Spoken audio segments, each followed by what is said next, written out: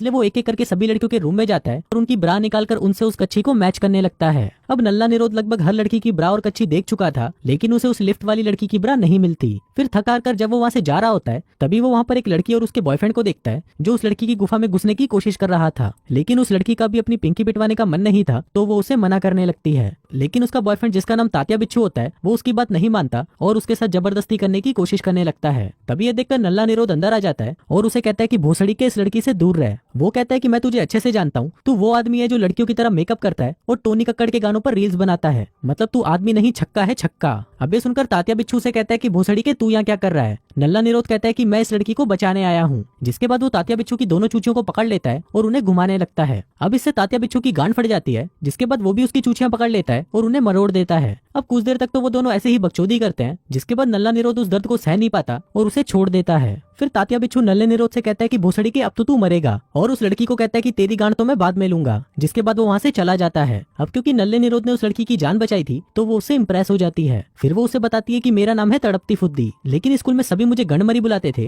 क्योंकि मैं किसी का भी घोड़ा अंदर ले सकती थी। अब नल्ले निरोध से बातें करके तड़पती फुद्दी में ठरक जाग जाती है और वो उसके साथ वहीं पर ही घचाघच करना शुरू कर देती है। लेकिन नल्ले निरोध को उसके साथ मजदूरी नहीं करनी थी, इसलिए वो उसे मना कर देता है। तभी वो वहाँ पर पड़ी हुई दो बॉल्स को देखता है और उससे पूछता है कि ये क्या है। तड़पती फुद्दी बताती है कि ये मेरी पिनबॉल बॉल्स है, इसको मैं अपनी हूत में रखती हूँ क्योंकि इससे मुझे बहुत मजा आता है। अभी सुनकर नल्ला निरोध हैरान हो जाता है और सोचता है कि भैंचोद ये तो सच में ही तड़पती फुद्दी है। जिसके बाद वो भी वहाँ से चला जाता है। अब क्योंकि नल्ले निरोध को उस कच्छी की मैचिंग वाली ब्रा अभी तक नहीं मिली थी, इसलिए वो अगले दिन वहाँ पर फिर से घुस जाता है और चुपके से लड़कियों की ब्रा और कच्छियों को देखने लगता है। लेकिन इस बार भी उसे वहाँ पर कुछ नहीं मिलता। इसके बाद जब वो अपने दोस्त राजू चौरसिया से बात कर रहा होता है, तभी वो वहाँ पर एक बहुत ही सुंदर लड़की को आते हुए देखता है जिसका नाम होता है दीपाली दूध वाली। फिर नल्ला निरोध बताता है कि दीपाली एक ऐसी लड़की है जो पूरे कॉलेज में सबसे सुंदर है और कॉलेज के लड़के उसके बारे में सोचकर रोज रात को अपना पानी निकालते हैं। फिर दीपाली नल्ले निरोध के पास आती है और उसे कहती है कि तुम ही वो मेंटेनेंस वाले हो ना, क्योंकि मुझे तुम्हारी मदद की जरूरत है। अब क्योंकि दीपाली बिल्कुल पटाखा लग रही थी, तो उसके सामने नल्ले निरोध की बोलती बंद हो जाती है और वो सिर्फ उसकी चूचियों को ही घूरता रहता है। इसके बाद जब नल्ला निरोध वहाँ पर टीवी ठीक कर रहा था, तभी वहाँ पर एक लड़की खुशबूदार भोसड़ी आती है और सभी से पूछने लगती है कि क्या कोई मेरे साथ फुटबॉल का मैच खेलेगा, लेकिन सभी उसे मना कर देते हैं। तभी खुशबूदार भोसड़ी निरोध से पूछती है कि क्या तुम मेरे साथ खेलोगे। अब क्योंकि उसके पास और कोई ऑप्शन नहीं था, इसलिए वो उसे हाँ बोल देता है।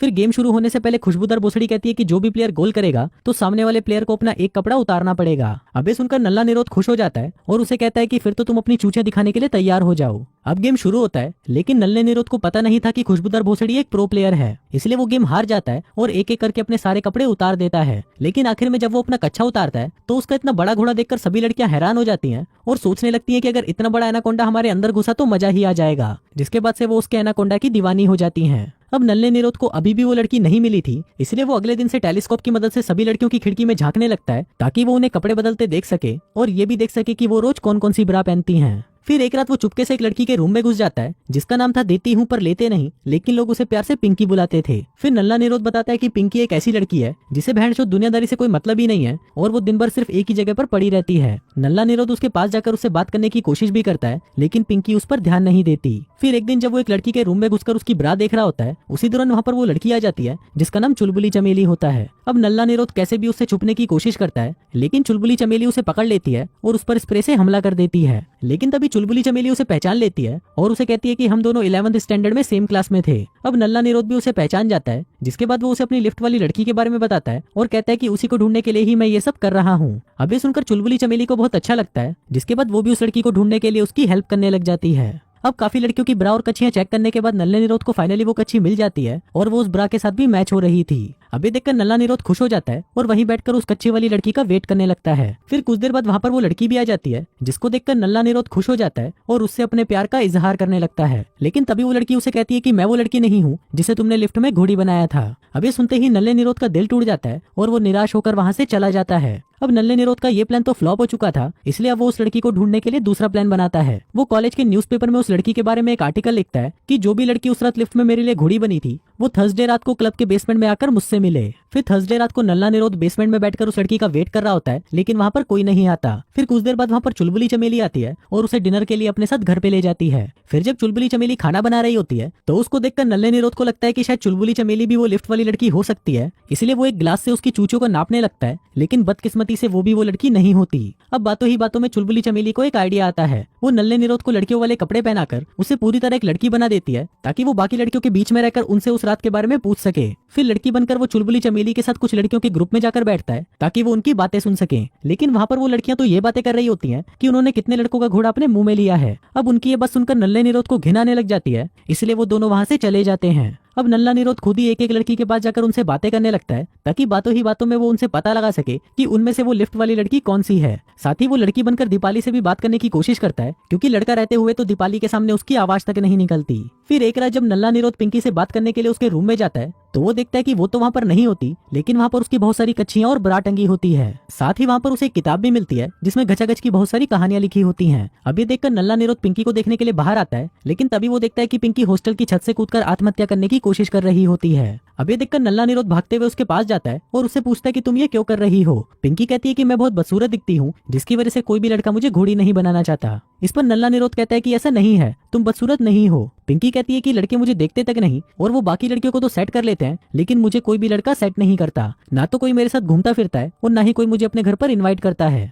मैं अपनी सारी छुट्टियां सिर्फ अकेले ही बिताती हूँ। अब ऐसे जीने से अच्छा तो मेरा मर जाना ही सही रहेगा। अब ये सुनकर नल्ला निरोध सोचता है कि इसकी जिंदगी के तो सच में लोड़े लगे हुए हैं, लेकिन फिर भी वो उसे समझाता है और उसे आत्महत्या करने से रोक देता है। इसके बाद वो उसके साथ टाइम स्पेंड करना शुरू कर देता है ताकि उसको अकेला फील ना हो और वो उसे थोड़ा स्पेशल फील करा सके। फिर उसी रात वो तड़पती फुद्दी के रूम में जाता है, जहाँ पर वो अपनी दोनों गोटियां अपनी गुफा में घुसाकर मजे ले रही होती है। तभी तड़पती फुद्दी भी नल्ले निरोध को देख लेती है और उसे उसके पास आने के लिए बोलती है। अब वो दोनों साथ में बैठकर बातें करने लगते हैं, लेकिन तभी वहाँ पर तात्या बिच्छू आ जाता है, जो कि आज नल्ले निरोध की गांड लेने आया था। फिर वो नल्ले निरोध को पकड़कर कूटने लगता है, लेकिन तभी नल्ला निरोध और तड़पती फुद्दी एक स्टेपलर से उसे वहीं पर फंसा देते हैं, जिसके बाद वो दोनों वहां से भाग जाते हैं। अब वो दोनों उससे बचकर सीढ़ियों से ऊपर भाग रहे होते हैं, लेकिन तभी तड़पती फुद्दी की फुद्दी में से उसकी बॉल निकलकर नीचे गिर जाती है, जिसकी आवाज तात्या बिच्छू सुन लेता है। फिर वो उन दोनों को पकड़ने के लिए उनके पास आने लगता है, लेकिन तभी तड़पती फुद्दी की दूसरी बॉल भी निकलकर नीचे गिर जाती है और तात्या बिच्छू के पैरों के नीचे आ जाती है। अब तात्या बिच्छू उस बॉल पर फिसल जाता है और सीधा जाकर सीढ़ियों से नीचे गिरता है। इसके बाद तड़पती फुद्दी नल्ले निरोध को अपने रूम में ले जाती है, जहाँ पर वो दोनों पूरी रात पलंग तोड़ घचाघच मचाते हैं। फिर अगले हफ्ते नल्ला निरोध फिर से उस हॉस्टल के बेसमेंट में जाकर उस लड़की का वेट कर रहा होता है, लेकिन इस बार वो लड़की वहाँ पर आ जाती है। अब उसको देखकर नल्ला निरोध बहुत खुश होता है, लेकिन वो लड़की उसे कहती है कि मुझे ढूंढना बंद करो, क्योंकि मैं तुमसे मिलना नहीं चाहती।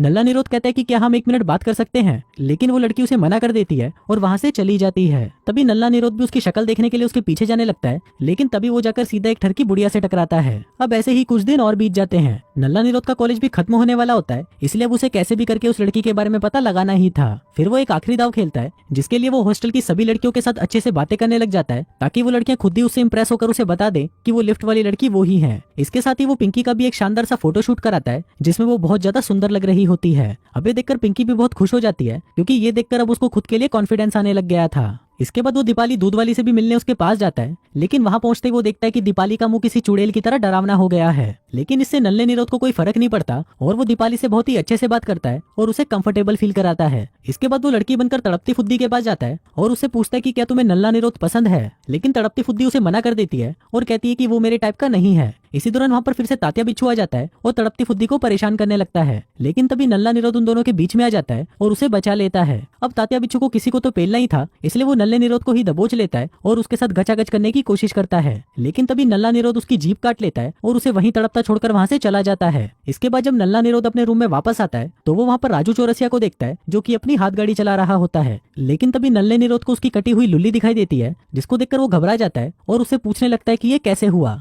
इस पर राजू चौरसिया बताता है कि जब वो स्कूल में था तो वो एक लड़की के साथ घचाघच कर रहा था, लेकिन जब वो लड़की उसका चूस रही थी तो उसने जोश में आकर उसका घोड़ा आधा काट लिया था। अब ऐसे ही कुछ दिन और बीत जाते हैं, लेकिन अभी तक नल्ला निरोध उस लड़की को नहीं ढूंढ पाया था, इसलिए वो एक रात गर्ल्स हॉस्टल के बाहर आकर खड़ा हो जाता है और सभी को बताने लगता है कि कुछ दिनों पहले मैंने लिफ्ट में एक लड़की के साथ घचाघच किया था और अब मैं उस लड़की से प्यार करने लगा हूँ। इसलिए अगर आप में से जो भी वो लड़की है तो प्लीज मुझे बता दे कि वो कौन है। अब उसकी ये बातें सुनकर सभी लड़कियां खिड़की पर आ जाती हैं और सभी उसे बोलने लगती हैं कि हाँ मैं ही वो लड़की हूँ। अब वो सभी ऐसा इसलिए बोल रही थी क्योंकि पिछले कुछ दिनों से उसने उन लड़कियों के साथ काफी अच्छे से बर्ताव किया था, जो किसी दूसरे लड़के ने उनके साथ नहीं किया था। अब नल्ले निरोध के तो मजे हो चुके थे, क्योंकि अब 100 लड़कियां उसके लिए घोड़ी बनने को तैयार थीं, लेकिन नल्ला निरोध जो कि पूरा ही बावली गांड था, वो अभी भी उसी लड़की को ढूंढ रहा था जिससे वो उस रात लिफ्ट में मिला था। तभी उसकी नजर एक खिड़की पर पड़ती है जहाँ पर वही लड़की खड़ी हुई थी। अब ये देखकर नल्ला निरोध समझ जाता है कि ये वही लड़की है, जिसके बाद वो उसको देखने के लिए कुत्ते की तरह भागने लगता है। फिर जब वो उसके रूम पर पहुंचता है तो वो देखता है कि ये तो कोई एशियन लड़की है, लेकिन वो लड़की भी उसे मना कर देती है और कहती है कि चूतिया मैं वो नहीं हूँ,